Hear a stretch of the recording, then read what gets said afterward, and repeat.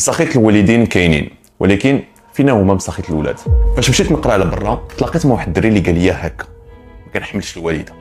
هذه المعلومه ما بغاتش تدخل في دماغي، حيت انا كمغربي اللي يلاه نزل من الطياره رضات الوالدين هي اساس ديال التربيه ديالتنا. وبدا كيعاود لي على الاهمال العاطفي والجسدي اللي عاش من عند ماماه اللي هي اهم شخص في الحياه ديال الطفل الصغير.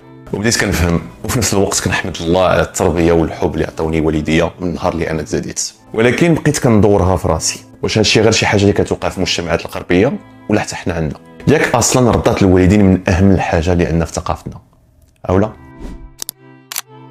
وما كنهضروش غير على العنف الجسدي، ولكن حتى هذاك اللي ما كيبانش، الحقره، الدل، ولا هذوك اللي كيسمحوا في ولادهم وباقي كيتسناو منهم احترام غير مشروط. نجيبو ونربيو الولاد في هذه الدنيا ماشي حق اللي كيعطيك امتيازات بدون محاسبه. قبل اي حاجه هي مسؤوليه الحب، طور من الطفل ديالك، والامان جسدي وعاطفي، حيت ولادنا ما اختاروش يجيو لهاد الدنيا، حنا اللي اختارينا نجيبوهم.